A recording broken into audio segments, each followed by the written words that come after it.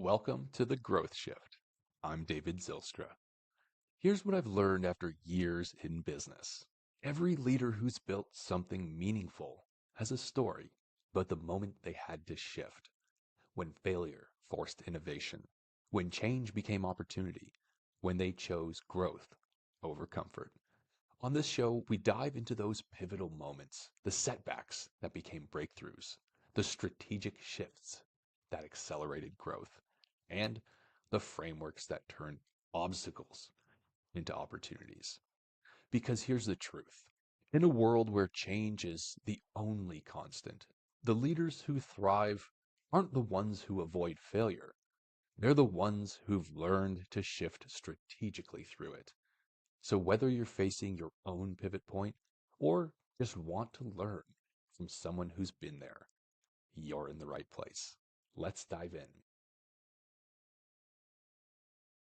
Our guest today is Dr. Jim Salvucci, a fascinating leader who went from founding an entire academic school as a dean to being unceremoniously fired during COVID and used that setback to completely reimagine how he serves leaders. After 30 years in academia, including various roles such as dean and vice president, Jim made the bold pivot to leave higher education entirely. Jim made the bold pivot to leave higher education entirely and launch Guidance for Greatness, where he helps leaders align their personal values with organizational missions. What makes Jim's story particularly compelling is his discovery that in every leadership challenge, there's actually a teaching challenge as well. A revelation that transformed not just his approach to leadership, but his entire career trajectory. He's also a certified Tiny Habits coach, recent TEDx speaker, and author of Greater Than Great, proving that sometimes the biggest career disruptions lead to the most meaningful work. Jim, welcome to the Growth Shift. Yeah, thank you for having me, David. Appreciate it. I'd love for you to share a little bit about your backstory. I mean, you've had quite the journey. You mentioned you've been thrust into leadership positions since you were young, even having led other employees at the age of 18. Take me back to perhaps that moment when you realized you were going from intuitive, gut-based leadership to needing something a little bit more systematic along the way. Yeah, as you mentioned, I've been thrust into leadership positions well before my time, even as a kid in Boy Scouts, and I was a boss at 18 and on, and I can give a litany of situations. I don't know why. One thing I discovered, though, was that I was a pretty good leader, right? Just intuitively, what I call a gut leader. And then I eventually got into higher ed, became an English professor at a small university outside of Baltimore. And I was a faculty leader, big surprise. And they asked me to become the dean of the School of Humanities and Social Sciences, which was really cool, except there was no School of Humanities and Social Sciences. So I became the founding dean. So I immediately not only had to pivot to being an administrator, but I also had to be an entrepreneur, which was a little bit much, but it was great. I loved it. And once I got into the role, it just occurred to me that my leadership experience was deep and vast, but it wasn't real leadership. My stakes were much higher now. I had a lot more people who looked to me. I had, thousands of students to attend to. So the stakes were just way through the roof. So I decided that I needed to really start thinking about leadership in a different way. First thing I did was I looked at my boss, who was the provost, and his boss, who was the president, and they are just bosses. And I make a distinction between bosses and leaders. Bosses is pejorative. It's just a position. It's a title. And it means you're not really doing much leadership in my mind. You can be a leader without being a boss, and you can be a boss without being a leader. So, the title is irrelevant to leadership. They weren't very good. They weren't mentoring me. They weren't helping me at all. And in fact, their example was atrocious. So I turned to my peers, my fellow deans, and they were flailing about wildly. And, frankly, I joined them for a while. And I was flailing about wildly. And toward the end of my first year as a dean, I realized this was not working. So I started, threw all that out, and I started thinking about leadership in a different way. And I started thinking about it as a discipline, as something I have to study, something I have to think about. I started reading books, going to conferences, meeting people, getting to know people. For whatever reason, and maybe this is a personal flaw, I've never really had good mentorship in my life. In fact, the first time I ever really had a true mentor was years after I was a dean. And I had it for 1 year. So I've kind of had to make my way all along. And so I decided to make my way all along. And I kind of just rethought the whole dean thing. And I did it very differently than most people do in higher ed. Once I did that, I started making some discoveries. You mentioned the one. Leadership challenge is actually a teaching challenge. You use the same skills, the same behaviors that you do with teaching. The difference between leadership and teaching is circumstantial. It's really the same thing, which was a great help to me because I had years and years of teaching experience. So I moved along and eventually I became a vice president at a different institution.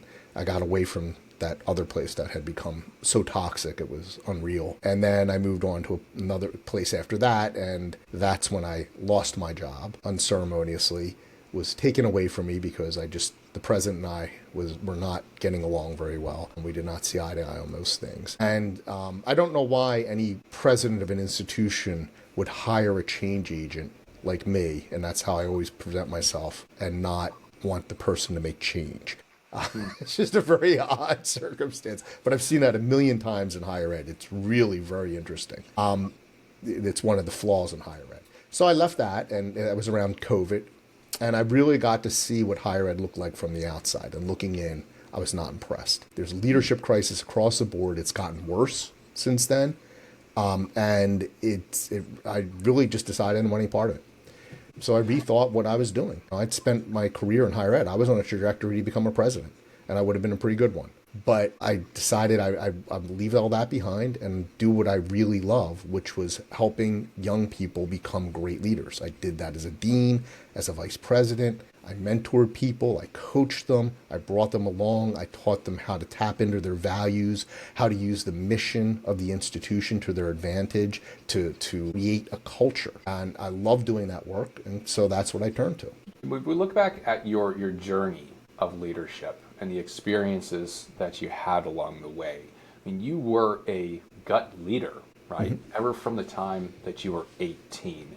Now, in the various positions you would have held over the years, of course, maybe some organizations might have been better. They might have had better training. They might have had better mentorship or leadership to kind of show you the way, right? But when you became dean and you realized that there is no systematic leadership here, there's no mentorship for me. The other deans were flailing around. You were flailing around. I mean, I'm sure at other points in the past as well, you had been in situations where you kind of also felt like you were flailing around, but you grew into that leadership position with your, perhaps let's say your natural learned abilities of leadership. However, in that position as dean, when you realize this is chaos, right, something needs to be done differently, were there any standout moments that actually had you realize, I need to take ownership, I need to take control, I need to make this happen for myself? I can tell you the exact moment when it drove home. And, it evolved from them. But there was one moment, it was just this bizarre situation. So when you're a dean, you do a lot of ceremonial stuff. I had my suits and my cufflinks on and on. I had to go, and one of my departments had what's called an advisory committee. And all that means is they had people from the outside who helped them get internships and such whatnot for their students. And so the advisory committee met like once a semester together, and it was just a little breakfast meeting. They'd serve them food, and they'd talk about things and keep them in touch with what's going on in the department. And I would go to these meetings and just sort of show up, have some coffee, maybe eat a donut or whatever, probably not a donut, whatever they had, and leave, right? Because it's the department chair's meeting, not mine. I would just say a few words and then depart. And I was new at this. So this is my second semester as a dean in spring. So it's toward the end of my first school year as a dean. And so I sat down at the meeting, with my coffee, and I said a few nice words about the department chair and thanked the people in the advisory committee for volunteering and all that stuff. I was good at that. But then the awkwardness is I've got to leave, right? It's not, first off, I have other things to do. There's no role for me there. But secondly, this is the chair's meeting, and I knew enough not to interfere with that. So I said, I've got to leave. I'm sorry. I've got to go put out some fires. And I got up, and everybody in the room sort of nodded. Oh, yes, putting out the fires. Oh, yes. Right. And so I was walking to my office, which was about 5 minutes across campus. And I'm thinking, yeah, I use that phrase a lot. putting out fires. And I noticed my fellow deans did, and my department chairs had started using it. And I thought, what fire do I have to put out right now?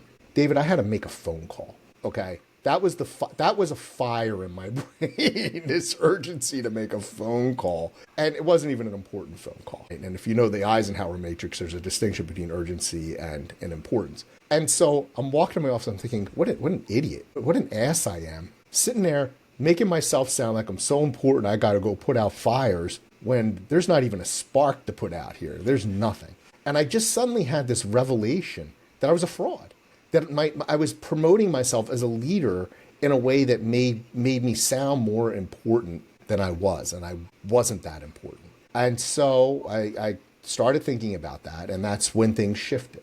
It took a little while for me to really fully shift into my new mode, but when I did, I made a conscious decision to do it differently, to stop trying to be what everyone was expecting me to be, and to be what I needed to be in order to do that job. That's interesting.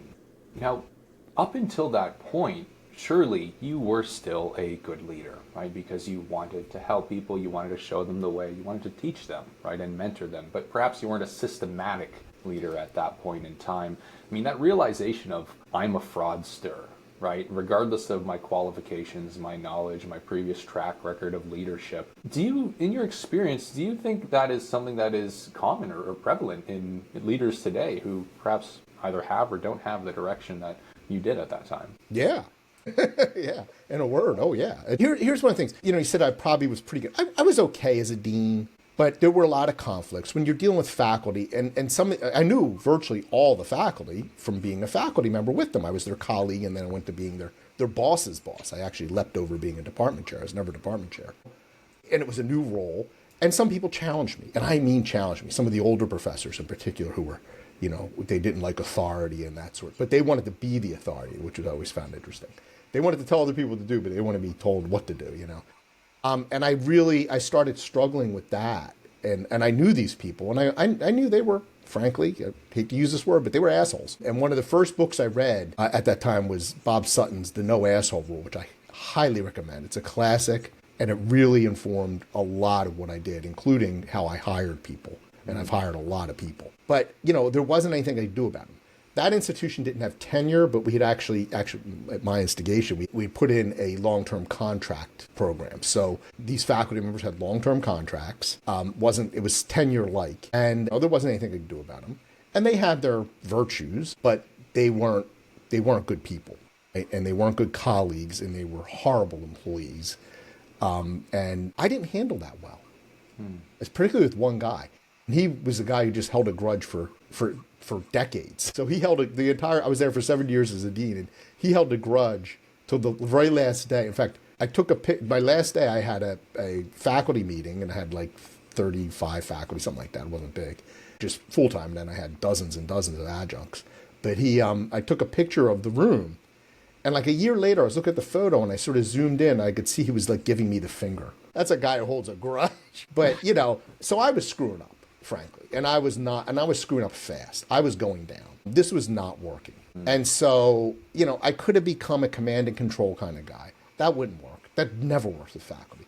As I could see with my fellow deans who were trying that kind of maneuver. Or I could be like a hide my head in the sands kind of dean, which a lot of them were. Or, we just need to do the job and ignore everything else. But their people were discontented, and my people were discontented. So I needed to figure out how can we refocus this whole thing.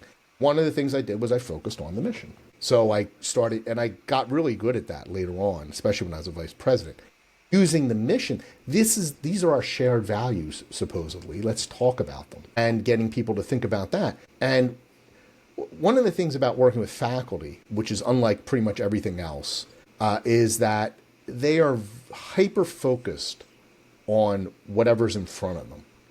And that's partially just their inclination. A big part of it, that's what they're trained to, right? You get a PhD, you're doing hyper-focused research. I won't even tell you what mine was on. Then you're teaching classes that are often hyper-focused. That is your training. That is what you're paid to do. That's your reward system, right?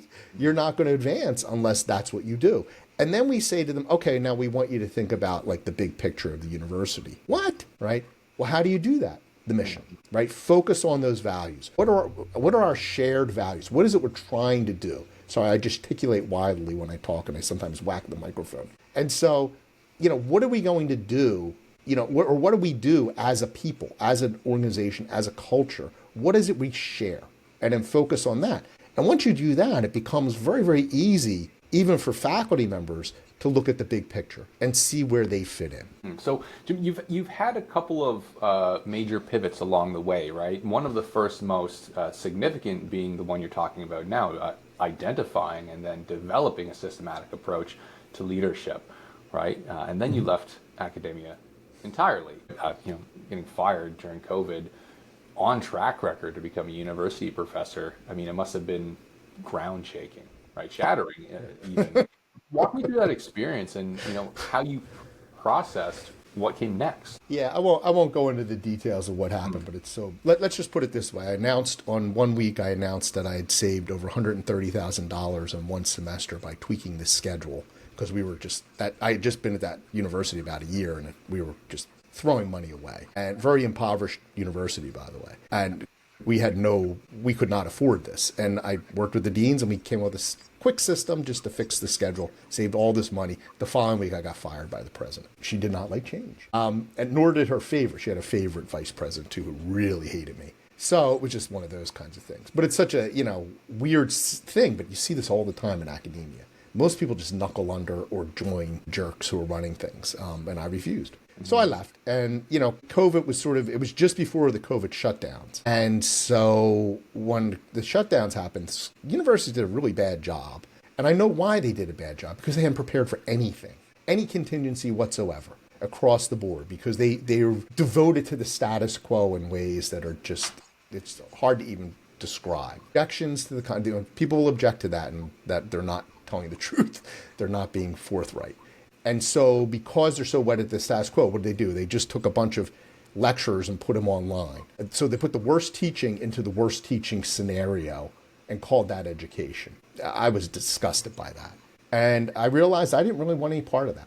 So I stopped applying for jobs. I had interviews and stuff, and I just stopped even applying. I withdrew my name. I was scheduled for an interview. I withdrew my name. And I really thought long and hard. I hired a coach and worked on what do I want to do next. And, that was that mindset shift when I realized I could, okay, I'm not going to have the same impact I had at universities, but I can have a different type of impact. I can still work with people. I can still help them along. I can still help them become better leaders. And that is impactful in and of itself. That was a big deal for me. It was hard. It was very hard. Well, I can only imagine it must have been very hard, but it sounds like, you really found a new purpose that was aligned with all of your values you had before. You were just able to sort of reshape that purpose and refocus it in a way that perhaps you would be able to have more of an impact without risk or fear of other people interfering with that. So when you made that shift from academia to launching Guidance for Greatness, what were, some of the biggest operational challenges you faced? Because of course, you'd been an entrepreneur in a way as a founding dean, but going from, the type of institutional resources and systems I'm sure you had at your disposal to building everything from scratch must have been quite the challenge. It was massive. Anybody who moves into the entrepreneurial world would have a similar experience. I mean, especially during COVID, because that was very distorting in ways I couldn't even begin to understand. I can see it now. But first off, there were a lot more entrepreneurs then. Because a lot of people left their positions or moved on. You had the great resignation and all that. And so a lot of people were in the entrepreneurial world. And then all of a sudden they started disappearing while they started getting jobs and whatnot. So there was a lot of competition, a lot of bad advice, really bad advice. And just, like you said, not having the resources to fall back on, not having any set way through was extraordinarily, it still is. It's very off-putting. I'm going through a pivot now, and it's hard to do because you get so much advice. And one of the things I've learned is that you don't look at what people did to get whatever they call success. Because a lot of times, A, they're misrepresenting it, not to be devious, but because they really don't understand it. And B, it's often outdated, even if it's only months old. So people are telling you, oh, well, you can use LinkedIn this way. Not anymore. This works for everyone. Not anymore. Yeah, that sort of thing. Oh, you need to focus on this kind of language. Not anymore. That's a turnoff. And one of the things I really struggled with, and this might be a surprise considering how I sometimes come across as being very headstrong and try to be my own person, is being my own person. You know, I have a long history. I had a boss point this out to me years ago. He was actually pretty good boss. He said, you always do everything right the first time, the way you're told the first time, and then do it right the second time. So I tried all the nonsense I was told. And then, now I'm at the stage where I'm abandoning all of that and I'm just kind of flying by the seat of my pants, but it feels way more comfortable. Oh, that's interesting. And you went through all of that, right? You experienced a lot of discomfort, a lot of trial and error, and you started to get a little traction. You're mostly error. We all need to go through that, of course. And then you decided to make a shift again. Right now you're changing. You're changing your focus from one-on-one coaching and towards writing and speaking. Why make that change again in such a short period? Well, I've been doing writing all along. That's kind of how I got into this. I've always loved writing. I'm a good writer, frankly. And so I started a blog 5 years ago, almost, I think this October. I started a blog and then I turned it into a podcast as well called on Leading with Greatness. So you can either read the blog or you can listen to me tell it or you can watch a video of me telling it or you can read along while I talk, whatever. But so it's a blog and podcast. I do it every week pretty religiously. It comes out every Thursday and it's on Substack. And it's, and then so I was doing a lot of thinking in my writing, telling a lot of stories. I don't do a lot of research for it. I could. But frankly, I find a lot of information out there where they're citing this study and that study.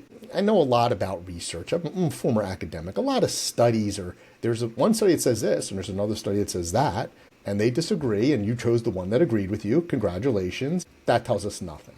So I rely heavily on insight and anecdote. A lot of my own stories, a lot of the things I experienced, things that actually happened. Right, and what I think of them now. And, that really sustained me through all this and still does. I'm still committed to it. I was just writing just a few minutes ago. And every morning I write. And so from that evolved a book. I took a bunch of those essays, I took 30 of those essays that I wrote and created Greater Than Great. And I have other books coming too as well, very similar, because I have, well over 250 essays to choose from. So I've got a deep and rich quality of work. So that was a big help to me. And I decided that it gives me so much joy that that's really where I want to focus. I also love public speaking, and frankly, I'm pretty good at it. So I did a TEDx recently, and I've been trying to get more speaking gigs, and I'm trying to gin that up a little bit as well. I'm in an interesting situation, though, because I'm 60 years old, and my wife and I are both at a point where, we could retire. We're not wealthy, but we worked with a financial advisor for decades and we're pretty, he's like, well, you could if you wanted to. And right now, both of us are self-employed and, we spent a lot of money on this and have gotten very little back, and so at what point do you just declare it's an expensive hobby that you did and move on from that? So I'm kind of in that weird transition where I'm thinking about maybe retiring altogether. I'll probably still write, pick up speaking gigs if I can, but not do the marketing, which I've really struggled with. Marketing comes with specific challenges, very unique ones, as you said as well. Like things are always changing, right? Needing to keep up with that as well. But even if we just, I'm curious here, look at the experience that you've had, right? From a successful academic background, right? Having that DR in front of your title as well, with a doctorate, coming from a place of recognition and credibility, and moving into business ownership, right? Making a pivot from there. When it does come to, marketing, client acquisition, I imagine you took some great lessons from what you've been doing that you're going to apply moving forwards to earning speaking engagements, right? Perhaps even getting in line with some publishers for your writing. I'm not sure what that will look like, but what sort of lessons have you learned from those changes and pivots that you think are going to benefit you the most moving forwards in your new pursuit? Trust myself. You get so much advice. You get so much contradictory advice. I used to do heavy networking. I was part of 2 national networking groups at one point. I did a lot of one-on-ones. I did a lot of meetings. I was the president of my local chapter, of course. And so, all that. I realized that, a lot of these people were very sincere, really good people, really trying, and completely wrong. Completely wrong. They had advice, they had ideas, and maybe it worked once, like I said, and stopped, or maybe it felt like it was working, but it wasn't. They said things that were absurd. They believed things that were absurd that I just know intuitively is wrong. If you're not working 24/7 on your marketing, you're not going to succeed. I mean, literally. Like, well, A, that's impossible. And B, why would you do that? Go get a job. It's easier, right? But it's so satisfying to be an entrepreneur. Really? That doesn't sound very. I knew people who took, they did training after training, retooling, spent all this time and money. Were getting nowhere, weren't making a penny. I did some of that myself. One of the smarter things I did was I became a tiny habits coach because that helped me understand myself better. I know how to make small changes in myself that have massive impact. And I know how to teach others to do the same, to develop these habits. So, getting into tiny habits was great because that was transformational. But a lot of the things I learned, a lot of the coaches I hired, the people I worked with, it didn't really do much for me, in the end. What I learned was don't do that. And there's an old saying that I love that the entrepreneur wasted money is the entrepreneur's tuition. I've paid a lot of tuition. I've learned a tremendous amount. And the conclusion I've come to, and I could be wrong because I haven't really fully implemented, is trust myself. Do this my way. Figure it out because this other stuff wasn't working. And that's been with you right from the beginning, right? Yeah. As that gut leader. Stay true I was trying to avoid it this time. It's worked pretty well so far, though. If we shift gears here a little bit, Jim, I mean, there's something that you mentioned the other day that I alluded to actually you've mentioned it a couple times during our conversation today as well. This fascinating insight that every leadership challenge is a teaching challenge as well. So how is it you systematically help leaders recognize and apply that connection? Yeah, it's a little bit difficult because people resist it. It seems intuitively wrong. Right? And you think, oh, well, I guess teachers are in front of classrooms or leading students. And, that suggestion is based on a completely erroneous assumption about leadership. Leadership isn't standing in front of people. Leadership is guiding people, right? One of my favorite quotes about leadership is from Dwight Eisenhower, that leadership is getting people to do what needs to be done because they want to do it. That's a great way to put that, right? You're inspiring people. You're getting them, you're tapping into their values. Well, that's what teachers do too. I started thinking about teaching and leadership, and I just realized the skill sets were pretty much the same. Communication is key, right? You've got to be able to not only communicate your message clearly, but you also have to listen carefully. Empathy is key. Having good values. If you're a teacher with bad values, we've had bad teachers. Well, if you think about what's the values of this person? Well, they're a bully. They're not a good person, right? So leaders need to have values. Teachers need to have values. You need to be able to compromise, meet people where they are, and teachers need to meet people where they are. I'll just put it that way. So do leaders. That's a form of compromise. And then collaboration is key. If you can get students to work with you, to work together, they learn so much more if they're teaching each other. So encouraging that kind of a culture. Leaders, that's the high point of being a leader, is creating a collaborative culture. And actually I just covered the 4 C's of leadership. I have this thing I call the 4 C's of leadership. The first one's character, who you are. The second one's communication, then compromise, and then collaboration. And you move through them cumulatively. You can't do anything until you develop your character, self-awareness. That's the same thing for teachers. It really is. I told you the story already, but I'll tell for your audience. I tried an experiment with a bunch of school administrators I was doing a consultation with. And I just asked them I forget how I did the prompt, but I gave them a prompt that had them writing out the different features, the qualities of great teachers, right? And then we made a list, and then I'd had them do the same thing about great leaders. And we made a list, and we got halfway through the second list, and they said, oh my God, they're the same list. The differences between teachers and leaders are entirely circumstantial.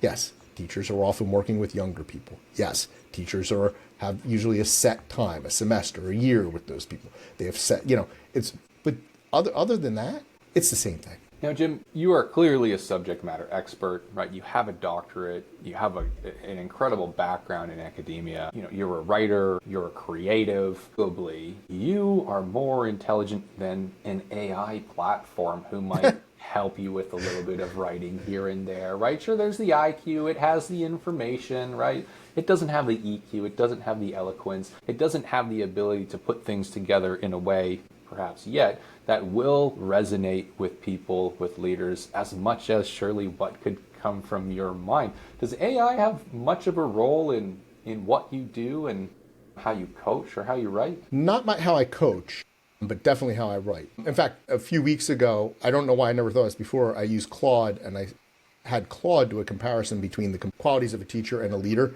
and they were identical lists, by the way. So yeah, I use AI with my writing. I did a lot of experiments how to do it, and what I came up with, what I was most comfortable with, is using AI as an editor of my blog and my other writing, my talks and whatnot. So what I do is I give it a prompt where I describe my ideal audience and whatnot. And I ask it to go through and make suggestions and to rate the suggestions as to its confidence level. In fact, I use Claude to write the prompt. And so it says, this is high confidence, this is medium, this is low. And then I go through it. I read I agree with some of it. I disagree with others. Some I find very confusing. Some of it I find completely misleading. And then I say, please reassess. And I've had to put a prompt in that, because Claude would sometimes just say, oh, everything I said was wrong, because it always wants to please you, to engage you. And so I have a prompt, so I avoid that at least. And it goes through and sometimes withdraws some of the things, sometimes says, this one I'm really, really confident about. And I argue with it a lot, back and forth. I actually enjoy that. Argue about grammar a lot. I know way more grammar than Claude, I'll tell you that right now. And then I go through and take those suggestions, and if I think they're good, I incorporate them into my writing. What I also say in my prompt is, do not rewrite. So I don't want Claude to rewrite what I did, because I want it to be my voice. And frankly, Claude's a really crappy writer. So that's a lot of it. That's a lot of what I do. Well, this is really interesting, right? Because clearly, you excel beyond what Claude can do in certain areas, but you're kind of using it to bounce ideas off of. It sounds like it could be a little bit time consuming, but it's something that you enjoy doing, and perhaps it helps you think about what it is you're doing more critically, or perhaps just different perspectives that aren't going through your own mind. But I feel like there are many leaders out there, many experts who shy away from AI because they do recognize that, hey, it can't match my expertise right now and it's wasting my time. Right? You, on the other side of things, find yourself in that position, but you still pursue it because you find value in challenging your thinking. Or to a client or a business leader that you're working with who is in this position where they know that they have a little bit more specific expertise, however, they know they have more specific expertise, however, are still shying away from AI. Right. I tap into my experience as a teacher. I worked with students. I have a doctor from University of Toronto in English. I'd be teaching an English class to this first year student, this freshman, who's sitting there mouthing off to me, you don't know what you're talking about, right? And I get to engage that student, right? I could say, hey, I have a doctorate, shut up, I'm grading you, we're done. Guess how much learning is going to go on, right? 0. That's not my job. My job is to engage that person. It's the same thing with anyone, any leader. You have people who work for you who don't know what you know. There's things you can't share. I'm very big on what I call radical transparency, sharing as much as you can. But sometimes there's things you're not allowed to share for personal reasons, professional reasons, legal reasons, right? They don't know what's going on, and you've got to guide them through the darkness. And you discover along the way that even if they don't know as much as you, they have a perspective you can use. And that's true of students, that's true of team members, that's true of everyone, right? If you respect them as a person and don't just write them off, and it can be hard sometimes, especially with students, but you don't just write them off as a crank, you can find that their perspective actually can enhance what you're thinking and what you're trying to do and make you better as a teacher or a leader. Through this process as well, there's something that you mentioned that I'd love to bring a little more attention to, because I think this is one of the reasons why many subject matter experts and leaders lean away from AI in specific situations. You mentioned, for example, Claude's tendency to flatter you, and to tell you that you're right at times. For leaders who might be considering AI as a thinking partner, what sort of guardrails or practices would you recommend to get real value without falling into those traps? Yeah, the flattery thing's hard, because boy, does that give you a little endorphin rush every time. This is a brilliant piece you wrote. Every time. And maybe it is, I don't know. But yeah, it's the same thing with team members. I've always had a tendency to err a little way, well, actually way too far on rejecting compliments. It's something I really had to work on because I was so suspicious of flattery. When I first became a dean, there were people who would come up and frankly kiss my ass. And it made me disgusted. And I just couldn't deal with it. And I didn't trust them. I didn't trust their flattery, of course. And I kept my eye on them forever after that. And that kept happening. People would flatter me. And I noticed they always had an agenda.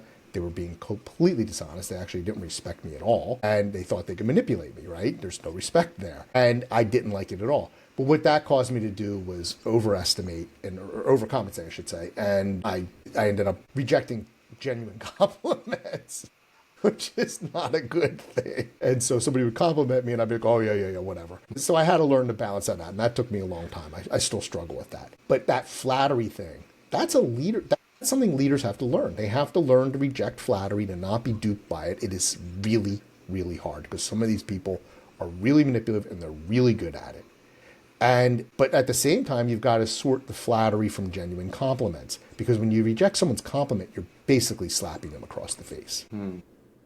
So, it's frankly the same thing with Claude. When Claude says this is really good, is that flattery or is that a compliment that's genuine? Why I probe it. I can probe it with Claude more than I can with people because Claude doesn't have any feelings, despite appearances of the contrary. So, I can probe it. I say, are you sure about this? Why are you saying that? Give me specifics.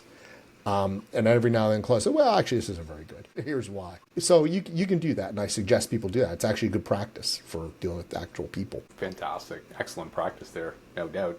Jim, I want to say thank you so much for joining the Growth Shift today. Thank you for your time, sharing your journey, and sharing your insights. For one more question to leave with the audience, looking back at your journey from intuitive leader to a more systematic leader to now helping others make that same transition, whether it's through coaching or writing or speaking, what's the one piece of advice you'd give to other leaders who feel like perhaps they're hitting a ceiling because they're still operating on gut instinct rather than framework? Yes, stop. Leadership is a discipline. You need to be disciplined. You need to, I have an essay called You Need to Be Disciplined. It's in my book. You need to really think about what you're doing. That character piece of the 4 C's of leadership is about self-awareness. You need to understand yourself. I was a gut leader because I didn't understand my leadership practice. I didn't know what I was doing. I just did what seemed right. I was not bad. I don't think I hurt too many people, but if that's the standard, when I was doing that. But when you scale that up, you're going to hurt a lot of people and you're going to fail a lot and you're going to tend toward being a boss more than a leader because frankly, it's a lot easier to be a boss. Command and control is easy. It doesn't work, but it's easy to do, right? It makes you feel like you're doing something. You just hurt a lot of people and screw things up and ruin your organization. If you really want to lead, you got to think it through. You got to know who you are. You got to know where you're coming from. You've got to study leadership. You've got to think about it. You've got to come up with your own style. You've got to come up with your own rules. You've got to tap into your values constantly. You need to review your values. Make sure they're still valid. Make sure your behaviors reflect your values. That's key. It's not enough to say, I'm a good person. I don't care. There's no such thing as good inside as far as I'm concerned. It's how you behave. That's all that really matters. We'll drop the mic and we'll leave it there. Jim, thank you again so much. For any of the listeners who might like to reach out to learn more from you, to work with you, or perhaps even have you at a speaking engagement, what would be the best way to connect? You can email me directly at jim@jimsalvucci.com. You can find my website at guidanceforgreatness.com, or you can check out my blog and podcast on Leading with Greatness. It's actually jimsalvucci.substack.com, or you can buy my book, Greater Than Great, and look that up and find me afterward. I think my email's in the book too, so lots of ways to get to me. And that's a wrap on another episode of The Growth Shift. If this conversation sparked something for you, whether it's a new perspective on failure, a strategy you want to try, or just the reminder that every setback can become a setup for something bigger, hit that subscribe button and share this with someone who needs to hear it. Remember, the leaders who thrive aren't the ones who avoid change. They're the ones who shift strategically through it. If you're ready to build the systems that help you grow without the chaos, head over to valentix.io. We help businesses like yours scale smarter, not harder. I'm David Zylstra, and I'll see you in the next shift.